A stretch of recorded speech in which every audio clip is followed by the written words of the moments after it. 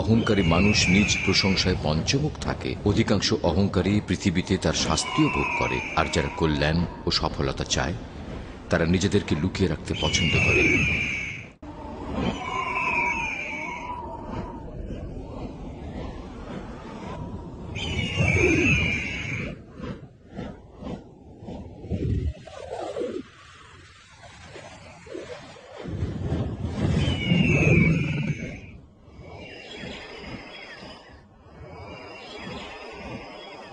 আল্লাহ সুবহানাহু আমাদের আদি পিতা হযরত আদম আলাইহিস সালামকে দুইজন সন্তান দান করলেন, হাবিল ও কাবিল। তারা উভয় ছিলেন নওজোয়ান ও শক্তিশালী, কিন্তু তাদের উভয়ের কাজকর্মে পার্থক্য ছিল। আমরা জানি যে দুঃসাহসী হয় সে তার ঈমান, ধৈর্য, আনুগত্য ও অন্যদের সাথে উত্তম আচরণের মাধ্যমে স্বীয় বীরত্বকে ফুটিয়ে তোলে, দুশমনির মাধ্যমে নয়।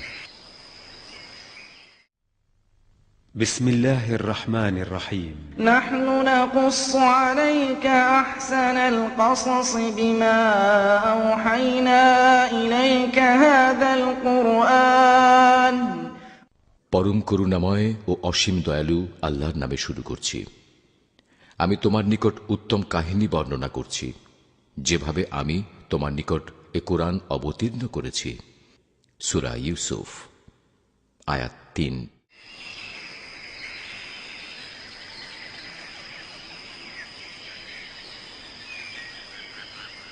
তিনি হচ্ছেন হাবিল, যিনি দুঃসাহসী, বীর ও উদার হৃদয়ের অধিকারী। একদিন তিনি হরিণ শিকারের জন্য প্রস্তুত হয়ে একটি হরিণের দিকে গভীর দৃষ্টিপাত করে মহান স্রষ্টার সৃষ্টি সম্পর্কে চিন্তা করতে লাগলেন। তিনি ভাবলেন যে বিবেকবানদের জন্য এটা অত্যাবশ্যক নয় কি সে এই জীবজন্তু ও স্রষ্টার বড়ত্ব সম্পর্কে চিন্তা করবে। আল্লাহ পূত ও পবিত্র, তিনি সবকিছুর মালিক। অনেক ভাবনার পর তিনি সিদ্ধান্ত নিলেন যে মহান রবের বড়ত্ব উদ্ঘাটিত করবেন। সে রব কোথায়? ইত্যবসরে হাবিল দেখলেন হরিণটি যথাস্থানে নেই। তিনি ডান দিকে তাকিয়ে দেখলেন হরিণটি যেন করুণ সুরে তার দিকে তাকিয়ে বলছে, আমি আশা করি আপনি আমাকে হত্যা করবেন না। আপনি যদি আমাকে হত্যা করতে সক্ষম হন তাহলে আল্লাহর কুদরতের কথা একটু স্মরণ করুন। ওহে হরিণ, তোমাকে স্বাগতম। হরিণটি ভয় পালাতে লাগলো। হাবিল হরিণটির পেছনে দৌড়াতে লাগলো। সে দৌড়াতে দৌড়াতে অনেক দূর চলে গেল।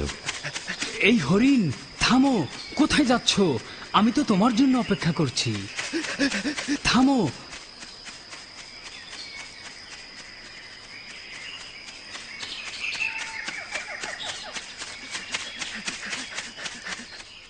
হরিণ দ্রুত পলায়ন করল। হাবিল হরিণটি দেখতে পাচ্ছিল না। এরপর হাবিল প্রশান্ত মনে স্বাচ্ছন্দ্য বোধ করলেন, যাতে আল্লাহর কৃতজ্ঞতা ও সম্মান ফুটে ওঠে। হাবিল নিশ্চুপ হয়ে প্রাণীদের কথা ভাবছিলেন এবং চিৎকার দিয়ে বলে উঠলেন, আল্লাহ সুবহানাহু এই প্রাণী জগতের স্রষ্টা নন? তিনি কি এগুলোকে আমাদের অনুগত বানাননি? আল্লাহ তাআলা নভমণ্ডল ও ভূমণ্ডলের সব কিছুকে আমাদের অনুগত এবং সব জীবকে জোড়া জোড়া করে সৃজন করেছেন।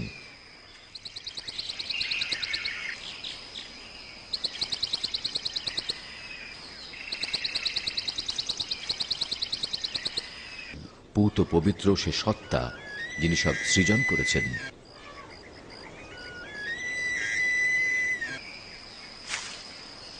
হাবিল হরিণটি অন্বেষণ করতে লাগলেন এবং ডানে বামে সব দিকে তাকাচ্ছিলেন, যাতে হরিণটি পলায়ন করতে না পারে।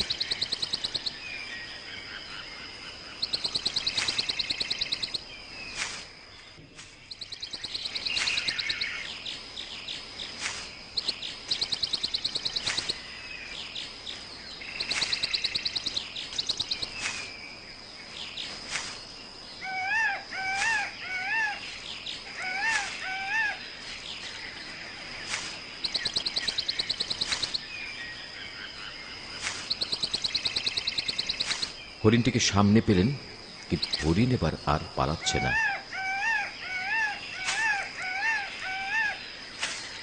হরিণটি হাবিলকে দেখে পা পা করে পেছনে যেতে লাগলো। হাবিল পা পা করে তার দিকে এগুচ্ছে, যাতে সহজে হরিণটিকে কাবু করা যায়।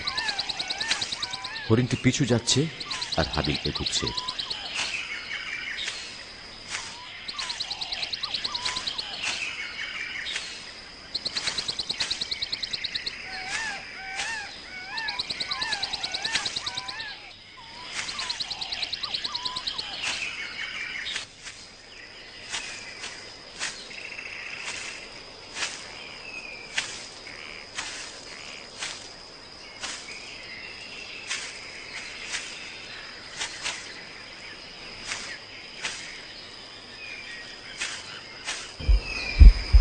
হরিণটি থমকে দাঁড়ালো।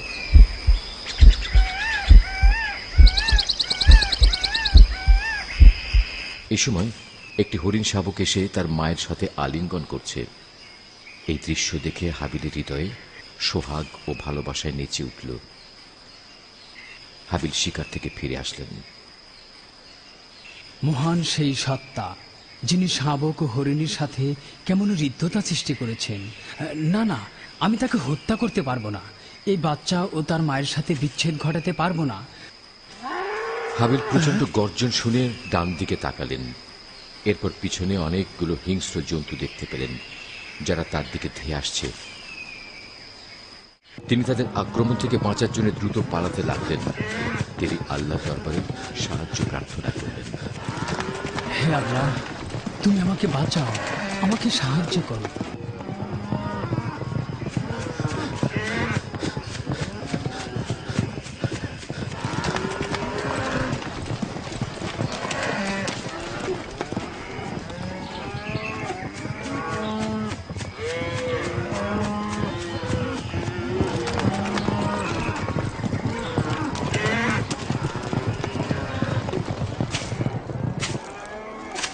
আল্লাহ তার দোয়া কবুল করলেন।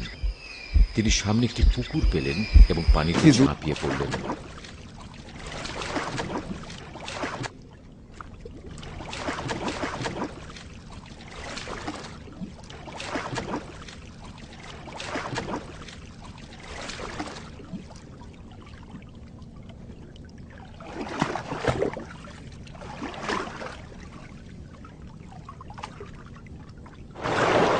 আল্লাহর অনুগ্রহে স্থলভূমিতে উত্তীর্ণ হতে পেরে তিনি আল্লাহর শুকরিয়া আদায় করলেন।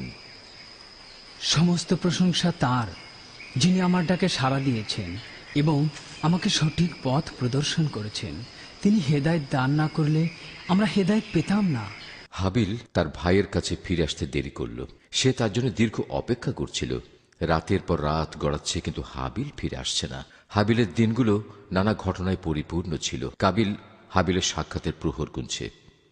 আদম আলাইহিস সালামের স্বীয় পুত্র হাবিল ও কাবিলকে পরস্পর সাহায্য করার জন্য ওসিয়ত করেন, কিন্তু কাবিল হাবিলের প্রতি শত্রুতা পোষণ করত। আদম আলাইহিস সালাম হাবিলের জন্য সুন্দরী পাত্রী নির্বাচন করলেন, কেননা সে তার অনুগামী ছিল ও সকল সমস্যার মোকাবেলা করার সক্ষমতা রাখত। কাবিল হাবিলের নির্বাচিত যুবতীকে বিবাহ করতে আগ্রহী ছিল, তাই সে তার প্রতি শত্রুতা পোষণ করত। বহু কষ্টে হাবিল তার ভাই কাবিলের কাছে পৌঁছল। কি ব্যাপার, এত দেরি করে ফিরলে? শিকার কোথায়? আসসালামু আলাইকুম। শিকারের কথা ভুলে গিয়ে আমাদের বিষয়টা চিন্তা করো। কি বলছো তুমি? তুমি একটা ভীতু কাপুরুষ। আমাদের উচিত হবে পরস্পর দয়াশীল হওয়া। যারা দয়ালু হয় আল্লাহ তাদের প্রতি দয়া করেন। শিকারের আবার দয়া? সবকিছুতেই দয়া হয়। তুমি আমার কাছে পালিয়ে মুক্তি পাবে না। তোমার দুর্বল মন আর মিষ্টি কথা দিয়ে বাঁচতে পারবে না। আমি তোমার উপর রাগান্বিত। না না, এমন করা ঠিক হবে না। জানোই তো আমাদের পিতা পরস্পরকে ভালোবাসা আর সহযোগিতার জন্য ওসিয়ত করেছেন। তুমি নিজেকে নসিহত করো, আমাকে পিতার ওসিয়তগুলো স্মরণ করিয়ে দিও না। তুমি তোমার পথে থাকো। কে শুনছো? হে কাবিল, আমরা কি পরস্পর ভ্রাতৃত্বের বন্ধনে আবদ্ধ নই? আমাদের উচিত উভয়ের মমতার বন্ধনে আবদ্ধ হওয়া। আমি অবশ্য পিতার নসিহতগুলোকে স্মরণ করি, তবে আমি তোমার উপর ক্ষুব্ধ। তুমি আমার চিন্তা চেতনায় আধিপত্য বিস্তার করো না, আর অত ভালো হতে চেও না। আমরা এক পিতামাতার সন্তান, দুই ভাই। আল্লাহ আমাদের পিতাকে তার সন্তুষ্টি অনুযায়ী কাজ করার ফরমান দিয়েছেন। তুমি তোমার নিজের কথা বলো, আমি তোমার চিন্তা চেতনা আর কথার সাথে এক হতে পারবো না। আমার বক্তব্য তো ভালোবাসা ও প্রীতির। আল্লাহ তাআলা আমাদের পিতা আদম আলাইহিস সালামকে জানিয়ে দিয়েছেন ভালো কথা পুণ্য স্বরূপ। তুমি নিজ পথে চলো, আমি তোমাকে আমার উপর আধিপত্য বিস্তার করতে দেব না। না না, আমি আধিপত্য বিস্তার করতে চাই না, তবে তোমার হিংসাত্মক কথায় অবাক হচ্ছি। অবাক হবার কিচ্ছু নেই, এটা আমার স্বভাবজাত বিষয়। আমি তোমার মতো না। না, দু ভাইয়ের মধ্যে এমন সম্পর্ক হতে পারে না। এটা কিছু শব্দ।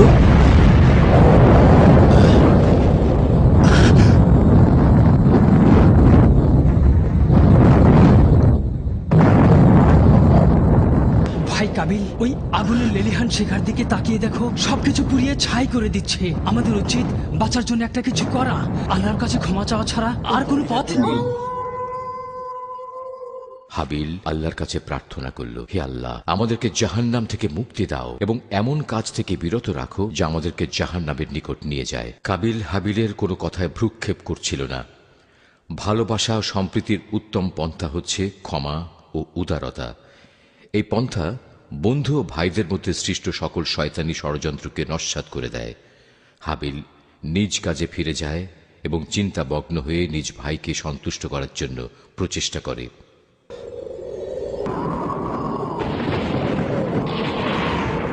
শয়তান কাবিলকে প্ররোচিত করল, তুমি তোমার ভাইকে হত্যা করো। তুমি যে যুবতীকে বিয়ে করতে চেয়েছিলে তাকে পেতে তোমার ভাইকে হত্যা করো। হত্যা করো তোমার ভাইকে, হত্যা করো, হত্যা করো, হত্যা করো, হত্যা করো। প্রত্যুষে তারা উভয়ে আল্লাহর দরবারে কুরবানি পেশ করার জন্য বের হল। بسم الله الرحمن الرحيم واتلو عليهم نبأ ابني آدم بالحق إذ قربا قربانا صدق الله العظيم। তারা উভয়ে নিজ নিজ কুরবানি পেশ করার জন্য সম্মত হল। যার কুরবানি কবুল হবে তার ভাগ্যে জুটবে সেই সুন্দরী যুবতী। হে আল্লাহ, তোমার প্রশংসা করছি। তুমি যে নিয়ামত দান করেছ তার জন্য কৃতজ্ঞতা প্রকাশ করছি। আশা করি তুমি আমার ভাইকে সঠিক পথ দেখাবে এবং আমার দোয়া কবুল করবে। নিশ্চয়ই শয়তান মানুষের প্রকাশ্য দুশমন। শয়তান কাবিলের ইমানের দুর্বলতার সুযোগকে কাজে লাগিয়ে উভয় ভাইয়ের মাঝে বিদ্বেষ বাড়িয়ে দেয়। কাবিল যে কোনোভাবে স্বীয় ইচ্ছা ও বাসনাকে পূরণ করতে বদ্ধপরিকর। হাবিল, তুমি কখনো আমার উপর বিজয় হতে পারবে না। আমি তোমাকে ছাড়ব না, আমি বিজয় হবই হব। যখন কুরবানি পেশ করার সময় হলো, তখন কাবিল কুরবানির জন্য তার চাষাবাদকৃত জমি থেকে উৎকৃষ্ট ফল ফলাদি নিয়ে কুরবানি পেশ করার সংকল্প করল এবং সে উৎকৃষ্ট ফল ফলাদি নিয়ে নির্ধারিত স্থানের উদ্দেশ্যে রওনা হল। কাবিল ছিল দাম্ভিক ও অহংকারী। আল্লাহর পক্ষ থেকে নির্ধারিত তকদিরে সে সন্তুষ্ট ছিল না। দুর্বল ইমানদার আল্লাহ সুবহানাহুর অকৃতজ্ঞ। শয়তান কাবিলের নিকটবর্তী হতে সক্ষম হল ও স্বীয় ভাইয়ের বিরুদ্ধে তাকে খেপিয়ে তুলল। এমনিভাবে হাবিলও নির্দিষ্ট স্থানের উদ্দেশ্যে উত্তম দ্রব্যাদি নিয়ে রওনা হল। সে প্রত্যেক পদে পদে আল্লাহকে স্মরণ করতে লাগল।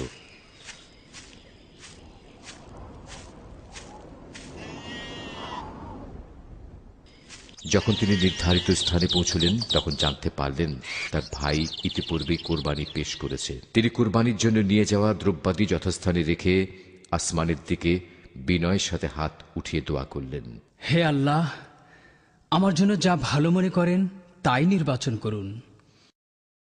যে আল্লাহকে ভয় করে, পরহেজগার হয়, আল্লাহ তার সাথেই থাকেন ও তাকে সাহায্য করেন প্রত্যেক কাজে। তোমরা যদি কৃতজ্ঞতা জ্ঞাপন করো তাহলে আমি অবশ্যই তোমাদেরকে নিয়ামত বাড়িয়ে দেব, আর যদি কৃতজ্ঞতা জ্ঞাপন না করো তাহলে জেনে রাখো আমার শাস্তি খুবই কঠিন। হাবিল ও কাবিল পরের দিন তাদের পেশকৃত কুরবানির ফলাফল জানার জন্য একত্রিত হলেন।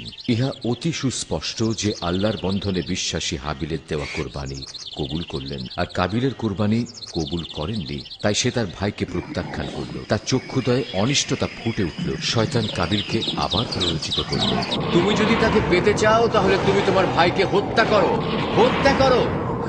তুমি কি ভীত? ভয় করো না। তুমি কি ভয় পাচ্ছ? তুমি যদি তাকে পেতে চাও তাহলে তুমি তোমার ভাইকে হত্যা করো, হত্যা করো। তুমি কি ভীত?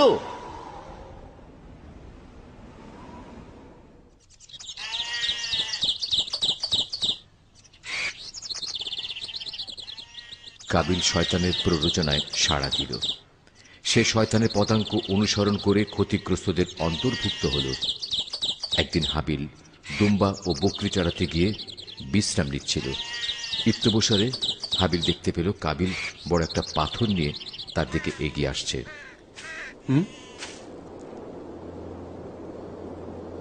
ভাই কাবিল, তুমি কেমন আছো? আমি কি তোমাকে কোনো সাহায্য করতে পারি? তুমি কেন পাথর বহন করছো? আমি তোমাকে হত্যা করব। কেন? আমার পছন্দ যে তুমি আমাকে হত্যা করার চেয়ে বরং আমি নিহত হই। আল্লাহর সাহায্য পাবার আশায় আমি মজলুম হই, তবে যাতে জালিম না হই। দেখো, তোমার কথা দিয়ে আমাকে বশ করার চেষ্টা করো না। আমি কিভাবে তোমার সাথে কথা বলবো? আমি শয়তানের প্রবঞ্চনা থেকে পানা চাচ্ছি। আমি তোমাকে হত্যা করব। আমি অবশ্যই তোমার বিরুদ্ধে প্রতিরোধ করতে পারি, তবে তোমার সাথে হত্যাযজ্ঞে মেতে উঠব না। আয়, দুঃসাহস থাকলে আয়, আমি প্রস্তুত। তুমি কি করছো? কি আমার প্রতি তোমার বিদ্বেষ কেন? আমি তোমাকে ভালোবাসি, আমরা ভাই ভাই। আমি পিতার অবাধ্য হতে পারবো না। কাবিল একটি পাথর উঠিয়ে তার ভাইয়ের দিকে উদ্যত হল, কিন্তু হাবিল নিজ স্থানে স্থির থাকল আর তার ভাইয়ের দিকে লক্ষ্য করল যে সে কি ঘটায়। আমি তোমাকে খুব শীঘ্রই হত্যা করব। হাবিল পেরেশান মন নিয়ে তার ভাইকে রেখে আসলো আর সর্বাবস্থায় মহান রবের দরবারে আশ্রয় প্রার্থনা করছিলেন। আল্লাহ তাআলা তাকে প্রশান্তি দান করলেন ও তার আস্থাকে আরো তেজোদ্দীপ্ত করে দিলেন। ন্যায় বিচার, আল্লাহর রহমত ও ক্ষমা সবকিছুই বিদ্যমান। হাবিল প্রশান্ত মনের ধারক ও ভয়মুক্ত ছিলেন। হাবিল ভালোবাসত যে তার ভাইয়ের অন্তরটা ভালো হোক, যাতে তারা উভয় খোদা প্রদত্ত পুরস্কার ভোগ করতে পারে ও সুখময় জীবন যাপন করতে পারে। তবে তিনি তার ভাইয়ের কথা শুনে দুশ্চিন্তাগ্রস্ত হয়ে যান। হাবিল উত্তম ব্যবহারের মাধ্যমে তার ভাইকে রেখে আসেন। ইহা হচ্ছে মুমিনের গুণ, যে তার থেকে কোনো ধরনের ভুল ত্রুটি ও মন্দ কথা প্রকাশ হওয়াকে পছন্দ করে না।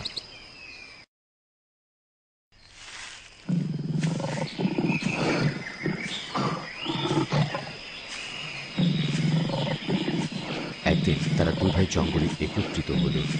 তাদের উভয়ের কথা শোনার জন্য একটি চিতাবাঘ উপস্থিত হল।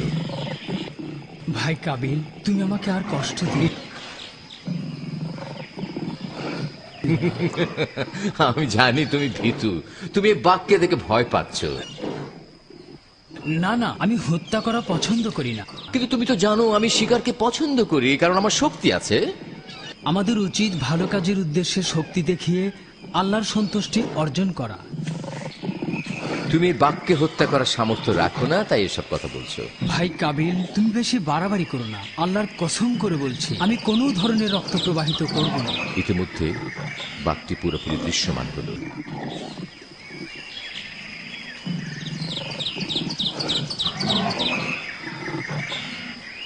আমাদের উচিত হবে এই স্থান ত্যাগ করা।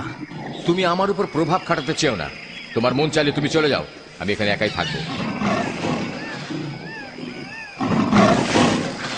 বাঘটি পাহাড়ের উপর ক্ষুধার্ত, চলো আমরা এই স্থান ত্যাগ করি। না না, আমি কখনো যাব না। আমি তোমার মতো ভীত নই। আমি এটা প্রমাণ করব যে আমি তোমার চেয়ে শক্তিশালী। আমি বাঘটি হত্যা করব, কারণ আমি দুঃসাহসী, কাপুরুষ নই। হ্যাঁ ভাই, আমি সত্যিই ভীত।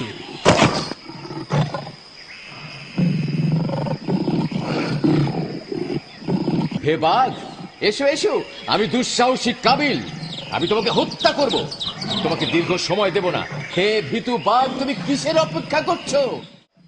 وأخي قابيل يرافقني يؤلمني حقا يؤذيني يضربني حينا يقلقني আমার ينهرني ভাই কাবিল دوما আমাকে খুব يرمي কষ্ট দেয়, সবসময় আমার পেছনে লেগেই থাকে। হে বাঘ, এসো এসো, আমি দুঃসাহসী কাবিল। আমি তোমাকে হত্যা করব। এসো দুঃসাহসী কাবিলের কাছে, এসো এসো এসো এসো ভীতু।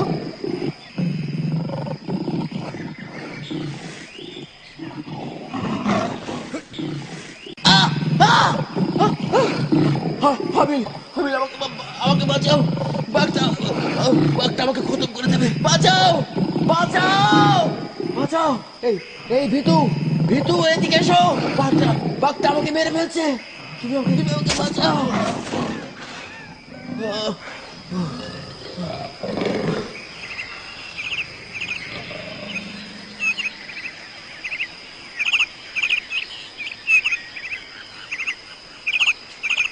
তোমার সহযোগিতার জন্য ধন্যবাদ। তোমাকে সাহায্য করাই তো আমার কর্তব্য। একদিন হাবিল ও কাবিল পানির অনুসন্ধানে বের হল।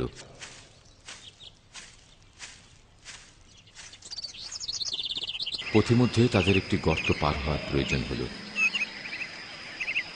গর্তের উপর একটি কাঠের ডাল ছিল। কাবিল ওই সরু ডালের উপর দিয়ে পার হয়ে গেল। হাবিল ওই সরু ডাল অতিক্রম করতে গিয়ে ভয় পেল এবং কাবিলকে ডেকে পড়ল, দেখো দেখো কাবিল, গাছের ডালটা নড়ছে। এসো, আমাকে সাহায্য করো, আমাকে বাঁচাও ভাই। ভাই কাবিল, কাবিল, কাবিল, আমাকে বাঁচাও কাবিল, আমি সাহায্যের মুখোমুখি। কাবিল, কাবিল, আমাকে বাঁচাও কাবিল, কাবিল, আমি সাহায্যের মুখোমুখি। কাবিল, কাবিল, আমাকে বাঁচাও কাবিল।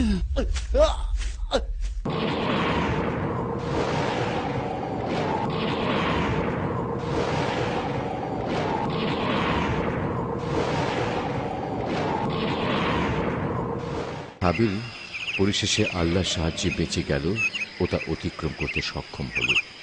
যে আমার হিদায়াতের অনুসরণ করে সে পথভ্রষ্ট ও দুর্ভাগা হয় না। সন্ধ্যাবেলায় দুই ভাই গল্প করতে বসল। নিশ্চয়ই একজন মুমিন বিপদের সময় অন্যের দিকে সাহায্যের হাত সম্প্রসারিত করে, কিন্তু তুমি কেন আমাকে সাহায্য করনি? আমি ভেবেছি তুমি শক্তিশালী, তোমার সাহায্যের প্রয়োজন নেই। অবশ্য আজ যা ঘটেছে তা নিয়ে আমি কথা বলতে চাই না। তবে আমি দুঃখিত যে তুমি আমাকে সাহায্য করনি। কিন্তু তোমার রাগের কারণ তো বুঝলাম না। বিয়ের বিষয়টা কোনো বিষয় না, এ নিয়ে ঝগড়া করার ইচ্ছে আমার নেই। আমি আল্লাহর হুকুম অমান্য করতে পারবো না। আল্লাহ আমার কুরবানি কবুল করেছেন। আমি না তোমাকে কতবার বলেছি তোমার কথার কাজ দিয়ে আমাকে প্রভাবান্বিত করার চেষ্টা করো না? আমি তোমাকে কখনো কোনো বিষয়ে নির্দেশ করব না। আমি তোমাকে আমার চেয়ে উত্তম দেখতে চাই। তোমার কাছে যদি কোনো নসিহত থাকে তাহলে আমাকে নসিহত করো, যা আমার উপকারে আসবে। আমি তদানুযায়ী আমল করব। প্রত্যেক মুমিনের উপর কর্তব্য হলো অপর ভাইকে নসিহত করা। আমার কাছে এমন কোনো নসিহত নাই যা তোমার উপকারে আসবে। তোমার কাছে অনেক কল্যাণ রয়েছে। তুমি আল্লাহর প্রশংসা করো, দুনিয়াকে সুন্দর দেখতে পাবে। আমার জীবনের ব্যাপারে তোমার কোনো কথা নেই। আমি আল্লাহর প্রশংসা করছি। তোমার জন্য যথেষ্ট যে আমাদের পিতা তোমাকে আমার চেয়ে বেশি পছন্দ করতেন। নিশ্চয়ই আমাদের পিতা উভয়কে একসাথেই ভালোবাসতেন। তিনি আমাদের উভয়ের মাঝে কোনো পার্থক্য করতেন না। তুমি অযথা এ পার্থক্য করছো। নিশ্চয়ই পিতামাতার সন্তুষ্টি আল্লাহর সন্তুষ্টি। আমাদের উচিত হবে পিতামাতার অনুসরণ করা, কারণ তারা বার্ধক্যে উপনীত হয়েছে। তোমার কাজকর্ম আমাকে তার থেকে দূরে সরিয়ে দিয়েছে, তার একমাত্র কারণ তুমি আমাকে দূরে সরানোর জন্য কাজ করছো। তুমি পিতার কথা মতো চলো বলেই তোমাকে আমার উপর প্রাধান্য দিয়েছেন। দেখো, আমি তোমাকে সম্মান করি কারণ তুমি আমার ভাই। তোমাকে সন্তুষ্ট করার জন্য আমি কি করতে পারি?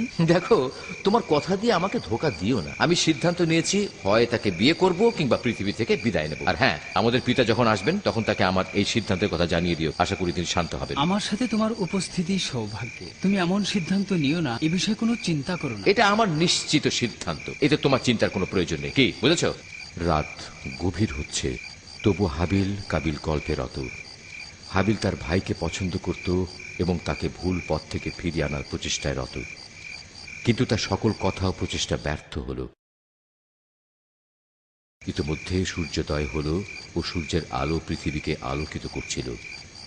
হাবিল তার ক্লান্ত শরীরকে বিশ্রাম দেওয়ার জন্য ঘুমোতে গেল। সে তার ভাইয়ের জন্য চিন্তিত ছিল। সে তাকে স্বপ্নে দেখতে পেল। আমি চাই শয়তান যেন তোমাকে ধোঁকা না দেয়।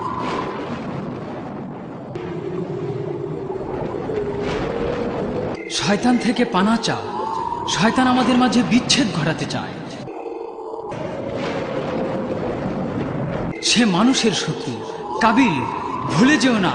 কাবিল, তুমি ভুলে যেও না, আমাদের পিতামাতার জান্নাত থেকে বের হওয়ার কারণ এটা। কাবিল, শুনো। কাবিল, কাবিল, দাঁড়াও, দাঁড়াও। কাবিল, থামো। আমি তোমাকে ছাড়া বাঁচবো না। কাবিল, শুনো। কাবিল, কাবিল, দাঁড়াও, দাঁড়াও। কাবিল, থামো।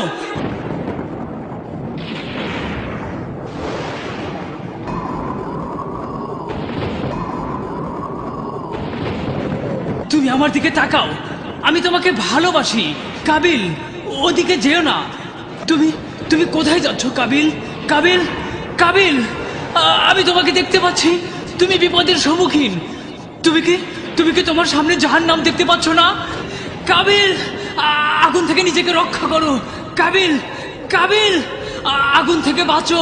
কাবিল, কাবিল, আগুন তোমাকে পুরো ভস্ম করে দেবে। কাবিল, থামো। কাবিল, কাবিল। أعوذ بالله من شر الشيطان الرجيم إن الشيطان كان للإنسان عدوا مبينا صدق الله العظيم আল্লাহ তাআলা মানুষকে যে নিয়ামত দান করেছেন তার অন্যতম হল কল্যাণমূলক কাজ করা। ইবাদত হল তাতে পৌঁছার মাধ্যম। শয়তান তোমাদের দারিদ্রতা ও অশ্লীলতার প্রবঞ্চনা দেয়। কাবিল তার ভাইয়ের দিকে এগিয়ে গেল।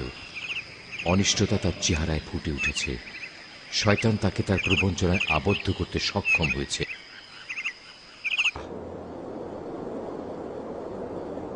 ভাই, তুমি এখন কেমন আছো? আশা করি আজ ভালো। খুব ভালো। তোমাকে আমার সাথে লড়তে হবে, আর এই লড়াই যে জিতবে সে তাকে বিয়ে করবে। না, আমি তোমার সাথে লড়বো না। তুমি যদি আমাকে হত্যা করো সেটাই আমার জন্য উত্তম। বরং আমি বিশ্বাস করি মাজলুম হয়ে আল্লাহর সাহায্য পাবো, তাই জালেম হয়ে তিরস্কৃত হতে চাই না। তুমি আমার মুখোমুখি হও। তুমি কি আমার সাথে লড়াই করতে ভয় পাও? তুমি লড়াইয়ের জন্য প্রস্তুতি নাও। আমি প্রস্তুত। আমি তোমার চেয়ে শক্তিশালী, তবুও তোমাকে হত্যা করব না, কারণ আমি তোমার গুনাহ বহন করতে পারবো না। অত নসিহত করো না, তাহলে আমার শক্তি হে দেখাবো। ভাই, তুমি কি জানো না মানব হত্যা কবিরা গুনাহ? আমি চাই না তুমি আমাকে শিক্ষা তুমি কি দাও। জানো না দুজন মুসলমান পরস্পর লড়াই লিপ্ত হলে হত্যাকারী ও নিহত ব্যক্তি উভয়ই জাহান্নামী হবে? তোমার প্রতি আমি খুবই রাগান্বিত। হে আল্লাহ, আমাকে জীবিত রাখুন যতক্ষণ আমার জীবিত থাকা ভালো হয়। আমাকে মৃত্যু দান করুন যখন আমার মৃত্যুর সময় হয়। যারা মানুষের প্রতি রহম করে না, আল্লাহ তাদের প্রতি রহম করেন না। হে আল্লাহ, আমার প্রতি রহম করুন। হে আল্লাহ, আমার প্রতি রহম করুন।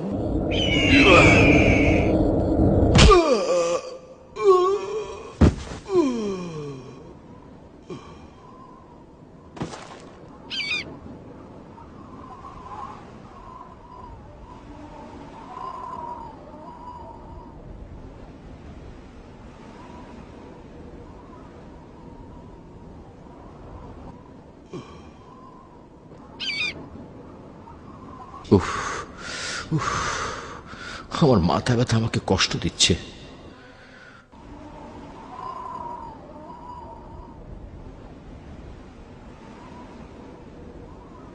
প্রত্যেক মানুষকে মৃত্যুর স্বাদ গ্রহণ করতে হবে। আমি তোমাদেরকে ভালো ও মন্দ কাজ দ্বারা পরীক্ষা করি। আমার দিকেই তোমাদেরকে প্রত্যাবর্তন করতে হবে।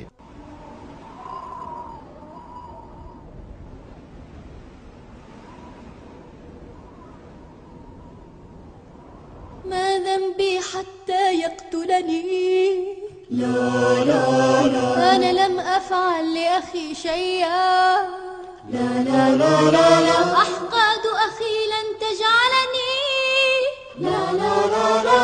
أكرهه أنا لست شقيا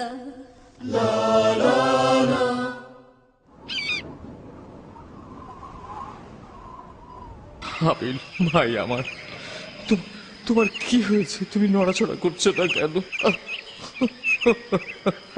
হে আল্লাহ, হে আল্লাহ, আমি কি করলাম? হে আল্লাহ। بسم الله الرحمن الرحيم فطوعت له نفسه قتل أخيه فقتله فأصبح من الخاسرين صدق الله العظيم তার অন্তর তাকে ভ্রাতৃ হত্যায় উদ্বুদ্ধ করল। অনর্থক সে তাকে হত্যা করল, ফলে সে ক্ষতিগ্রস্তদের অন্তর্ভুক্ত হয়ে গেল।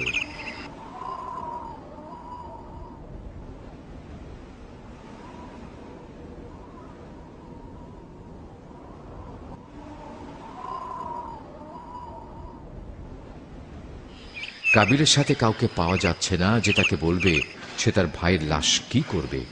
কাবিল কি করে পিতামাতার সম্মুখীন হবে? সে কি তার এই মহা অপরাধ থেকে পরিত্রাণ পাবে? তার মস্তিষ্কে অসংখ্য প্রশ্ন ঘুরপাক খেতে লাগলো।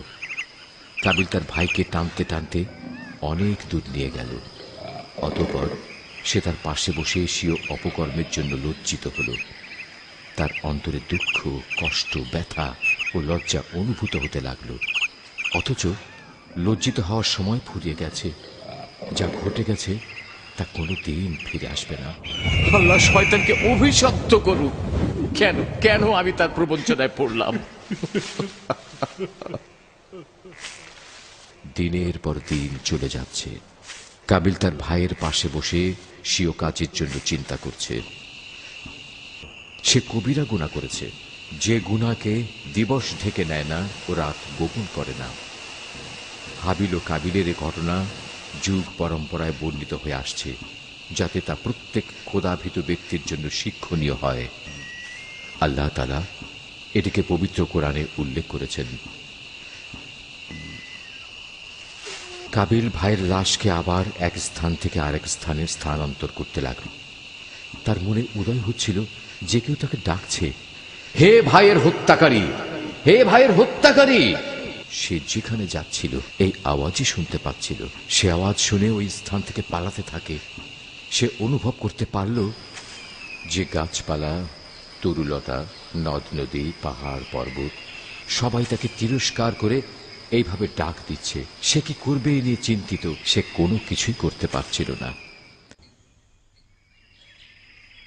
সে আল্লাহর নিকট প্রার্থনা করল যেন সে তার পিতা মাতার আগমনের পূর্বে তার ভাইয়ের লাশকে লুকিয়ে রাখতে পারে।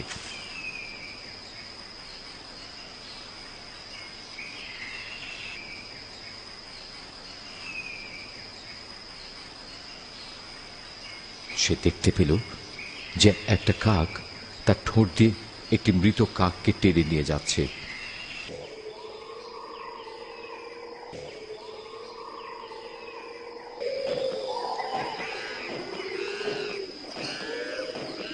এবং সে তার পা দিয়ে একটি গর্ত করছে, আর গর্তের মধ্যে মৃত কাকটিকে ফেলে দিয়ে তার উপর মাটি ফেলে তাকে ঢেকে দিচ্ছে।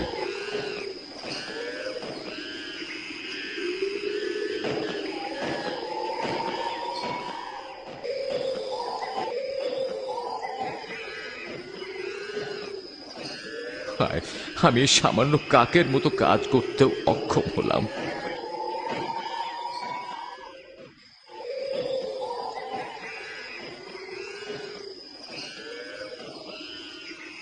وغراب أرسله ربي حتى يرشده في دفني يا ويلي يا لوعة قلبي فأخي بات شديد الحزن. অতঃপর আল্লাহ এক কাক প্রেরণ করলেন। সে মাটি খনন করছিল যাতে তাকে শিক্ষা দেয় যে আপন ভ্রাতার মৃতদেহ কিভাবে আবৃত করবে। সে বলল, আফসোস, আমি কি কাকের সমতুল্য হতে পারলাম না যে আপন ভাইয়ের মৃতদেহ আবৃত করতে পারি। অতঃপর কাবিল তাই করল যা কাক করেছে। কাবিল স্বীয় হাত দ্বারা হাবিলকে দাফন করল। আল্লাহ তাকে মুক্তি দিলেন পূত পবিত্র হাবিলের মৃতদেহ দাফনের দ্বারা। হে প্রিয় বৎসগণ, এমন কোনো কাজ করবে না যার জন্য পুরো জীবন শাস্তি ভোগ করতে হবে। হাবিল যে অপকর্ম করেছে সেজন্য সে লজ্জিত হয়ে চারিদিকে ঘুরতে লাগলো। সে যেদিকেই যায় তার ভাইয়ের নুরান্বিত চেহারা তার চোখের সামনে ভেসে ওঠে। দিন যাচ্ছে, মাস যাচ্ছে, বছর যাচ্ছে, কাবিল ভূখণ্ডে একাকী ঘুরছে।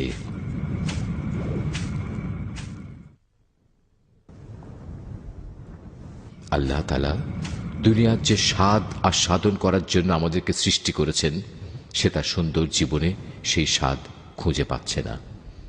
এটা আমাদের স্মরণ করিয়ে দেয় যে সে কথা যা রাসূলুল্লাহ সাল্লাল্লাহু আলাইহি ওয়াসাল্লাম ইরশাদ করেছেন, বনি আদমের সৌভাগ্য হল আল্লাহ যা নির্ধারণ করেছেন তার উপর সন্তুষ্ট থাকা, আর বনি আদমের দুর্ভাগ্য হল আল্লাহর দেয়া তকদিরের উপর অসন্তুষ্ট থাকা। সে এমন বড় গুনাহ করেছে যার কারণে পৃথিবীতে যত মানব হত্যা সংঘটিত হবে তার গুনাহের একটি ভাগ তার ভাগে যাবে। লা লা লা লা লা লা